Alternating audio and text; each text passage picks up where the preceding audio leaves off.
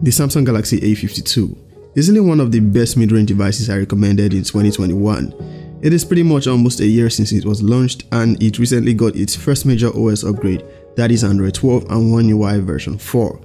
With the A53 lurking around the corner, how does the A52 hold up for 2022? My name is Izzy and welcome to the channel. Now let's get started. So here we are with the Samsung Galaxy A52 about a year later. I picked this up when it was launched last year and it has pretty much been in use daily over that period of time. From a design perspective, I didn't initially fancy this design, but it sort of grew on me. It is not only okay aesthetically, but it is quite durable, I must say. From the rare material, I thought this awesome violet color in particular would get permanent stains, but so far I'd say it has held up quite well. Can't say the same for the case that came in the box though. It was transparent, but right now it is pretty much unrecognizable. Now, speaking of cases, I got two nice cases from Tech.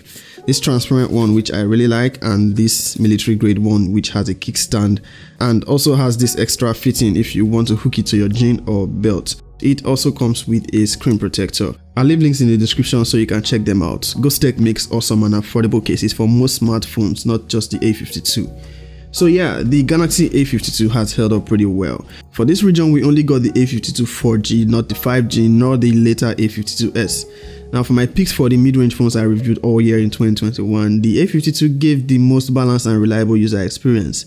Cameras are great, build quality is solid, Gorilla Glass 5 on the display, and good quality glass stick finish on the rear. Its boxy design does not affect handling and usability in any way. It is still great to hold on one or both hands. Also, the A52, correct me if I'm wrong, is the only smartphone in its price point with an IP67 water and dust resistance rating. Also the only one with OIS on its rear camera, at least before the Galaxy A22. Now by 2022 standards, its specs still hold up. Powered by the Snapdragon 720G, which has performed quite well on this device and is still a solid processor with good performance. Now the only thing I can say the A52 lacks would be a 120Hz display, but its 90Hz refresh rate still makes for good experience. It launched with Android 11 and Samsung's One UI 3.1, and it recently got updated to Android 12 and Samsung's latest One UI 4. This is just its first major OS upgrade, as Samsung promised 3, so Android 13 and 14 is still to come. Now Samsung has done right by its devices releasing these updates timely. Not many mid-range phones can boast of such software support. That is to say, if you are considering the Samsung Galaxy A52 as an option in 2022, it is a device that will still be relevant software-wise for another 2 years. Now with the A53 just about a month from launch, you might want to wait a little, as you should get better deals when the price drops. Now if you do want to get the A52, you can support the channel by using my affiliate links, which I'll have down in the description, with the most up-to-date pricing. Now the Samsung Galaxy A52 has been quite a stable phone, giving an almost perfect user experience.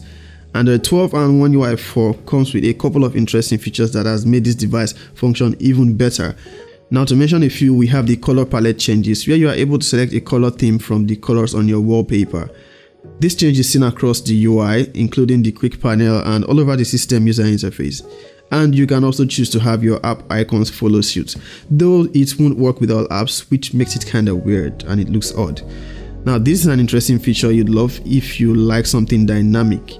Now, anytime you use a new wallpaper, you're going to get a different color scheme. The quick settings panel has also seen minor changes aside the color scheme. There's also a new brightness bar, and you can also add new options for camera and mic access. This way you can turn off camera or microphone access for every app on your phone, so it cannot be accessed in the background without your permission. Speaking of mic and camera access, you get an icon showing at the top right when an app is using the camera and mic. As long as it's in use, this green dot will show. You can swipe down from the quick settings panel to see what app has it in use and disable it if you did not grant permission. Another new One UI 4 feature I like is the file sharing UI. It is now different, and when you are sharing a file, you can actually see that particular file at the top half, and you are able to scroll left or right to select more files to share in one go. The multi-window UI is where you also notice milliman improvements. When resizing, it blurs the app preview. Also, if you choose to take a screenshot while in multi-window, it shows both apps, so you can choose which app you're taking the shot from. Pretty handy, I'd say. Another new feature related to multi-window is the ability to now force apps to work with multi-window. Apps like Instagram, for example, you can do this by going to the Labs menu from Settings and enable all apps to work with multi-window.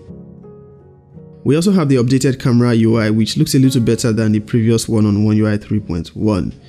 There is also that new charging animation, of course, not functional, but I'd say it's pretty nice. The Android 12 clock widget I have here, you can get this when you download the Google Clock application.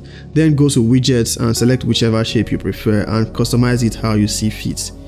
You can also notice the widget selection UI is also improved and more organized.